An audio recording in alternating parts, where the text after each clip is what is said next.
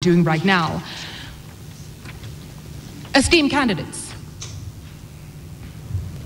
on the topic of reviving Pan-Africanism and countering external influence, Pan-Africanism is declining, and external powers and internal divisions challenge Africa's integration efforts.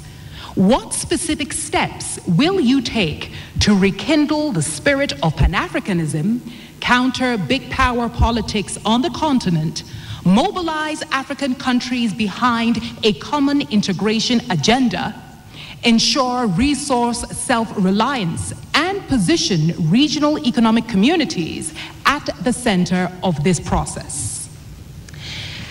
Cher candidat, votre question est la suivante. Et les puissances extérieures et les divisions internes remettent en cause les efforts d'intégration en Afrique. Quelles mesures spécifiques comptez-vous prendre pour raviver l'esprit du panafricanisme contre la politique des grandes puissances sur le continent, mobiliser les pays africains derrière un programme d'intégration commun, assurer l'autonomie en matière de ressources et positionner également les communautés économiques régionales au centre de ce processus. Et nous allons commencer tout de suite avec le candidat de Djibouti pour y répondre. Vous avez également 4 minutes, monsieur. D'abord, il faut comprendre que First and foremost, we have to understand that we are living in a world which is multipolarized world. This is a world that is actually multipolarized, and this world would not provide space for a continent or countries that do not have the right economies, the military strength, the capacity that is required, and mostly that continent or country that is not on the world stage. This is a reality. So what can we do?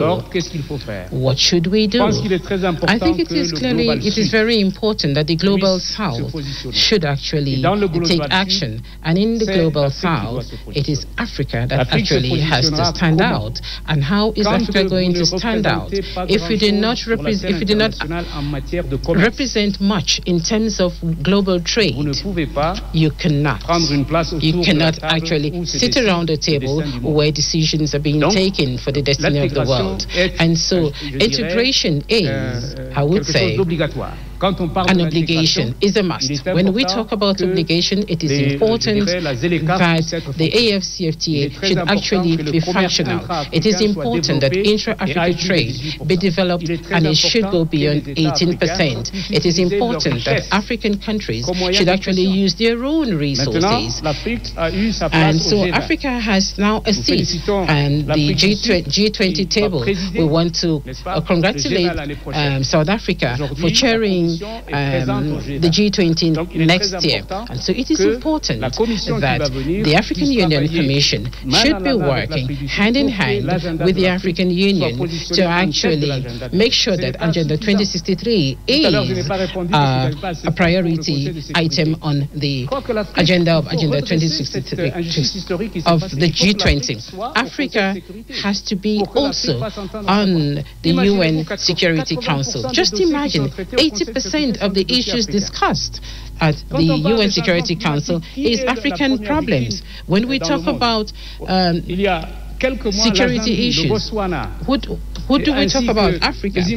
We have, when we talk about food insecurity, we also hear Africa, Zimbabwe, Botswana, Ethiopia, Kenya, Somalia. They have actually been victims of natural disasters, but we are not the ones polluting the world. So the African Union should also be fully involved in the COP discussions. The COP discussions should also be held here in Africa.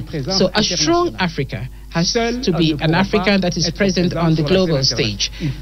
We have to see that Africa has to be part and parcel of the global South, and this is what we have to do. And I'm going to make sure that our commission is going to work to ensure that Africa is part of the global South.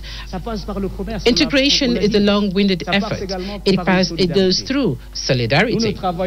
We are not working among ourselves. We are not speaking to one another rather as neighbors, would rather trade with non-African countries because we have non-tariff barriers, because our currencies are not convertible. Our currencies are not convertible. If I want to trade in birr with Ethiopia, and Ethiopia wants to trade in France, definitely there is loss of money. So we should have a payment and compensation system in Africa. We have to mobilize resources between 5 and 10 billion so that this compensation system is functional. Are we going to have a single currency in Africa? Why not? That is possible. Now I give the floor to Excellency Randia Mandrato.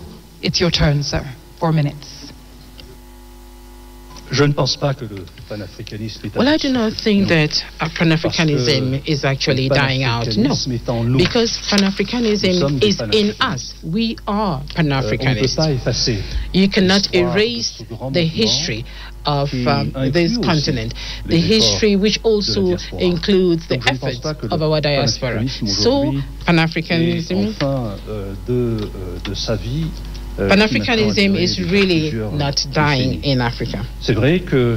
It is true that we all have a huge responsibility. The current generation that we have to work to make sure that the future generation should not forget what our founding fathers actually had in mind when they were establishing the OAU, so that all those who are in Africa should continue to live the same dream the same dream.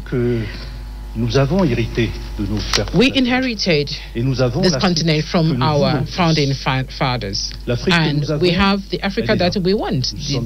The Africa that we see is the Africa where we live in, and the Africa that we want is the Africa that we want to prepare, and which we must prepare. And so there is a clear difference between the Africa in which we are and the African Union, which is our own home, the common house.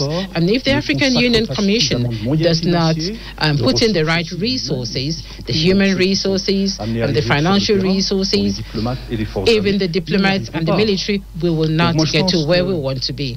And so I am of the opinion that it all depends on the will of the people to go beyond the challenges that we face today. We all know the problems of our African Union today. There are certain aspects that do not meet the expectations of the people. For example, the SACA audit that was prepared by experts proposing reforms that have to be undertaken. We also have reforms that were undertaken in 2016. So we need to undertake those reforms to ensure that the African Union can actually rise to the challenges. The regional economic communities also have a role to play. I went to COMESA for several years and actually saw the efforts undertaken by countries of COMESA and East Africa. And we see Tunisia, Egypt in COMESA as well. Egypt in COMESA as well. And this will continue. We have the Abuja Treaty actually defined gradual integration at the regional level and then the continental level. And I know we will get there.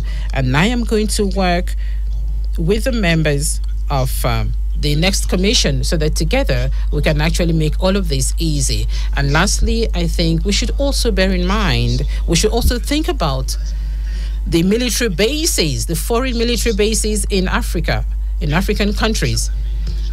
Some countries have already started to take their own destiny in their hands in terms of their security. We should be brave enough. We should actually have that courage to make sure that we can actually stand out there as adults that can actually take their destiny in their own hands. Foreign military bases in Africa, we do hope that in a few years' time, those military bases will be a thing of the past, because these military bases are actually a source of conflict. Thank you.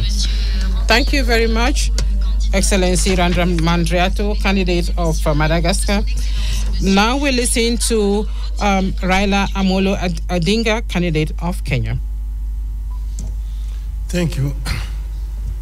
Well, I mentioned earlier on about the inter-African trade, which today stands just at 15%. Inter-European trade, on the other hand, stands at 70%.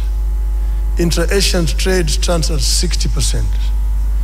Africa trades more with the external world than with itself, wasting a lot of resources. Now, how did Europeans come from behind and leapfrog and overtake Africa? That is something that we need to ask ourselves. But here, we need to now look forward to see how we can be able to make use of this huge domestic market that we have. We have a population of 1.4 billion people. And that is what has helped China.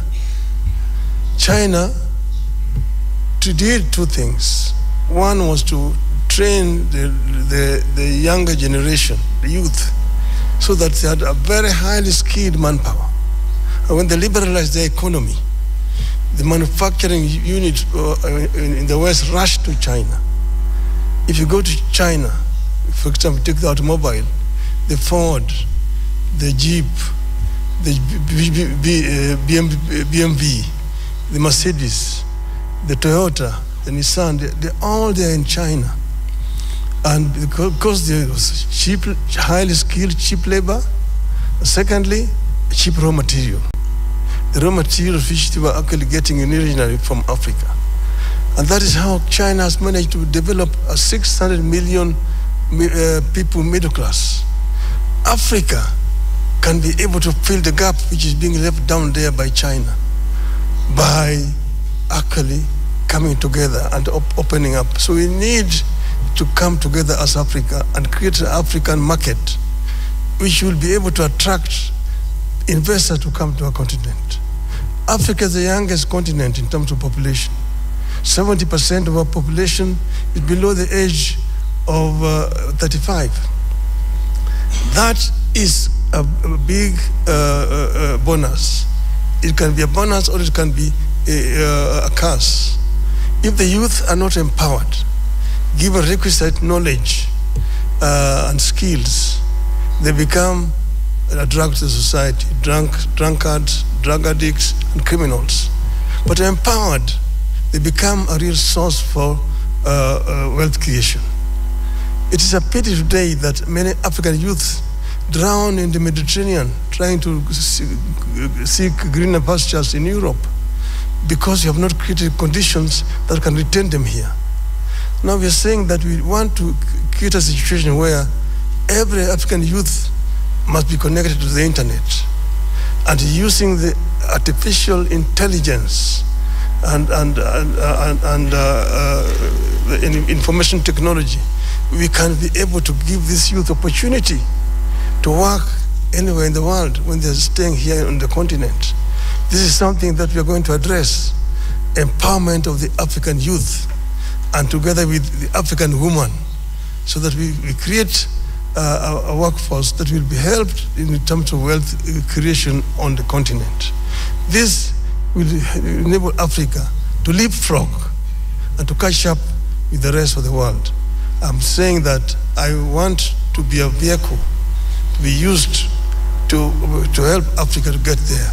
We will work together with all the leadership in the continent so that Africa moves. Thank you, Your Excellency. Thank you very much, Your Excellency Raila Odinga, finishing us on the third round. And now we move into the fourth and final round, and I give my sister the opportunity to open the envelope and tell us what the first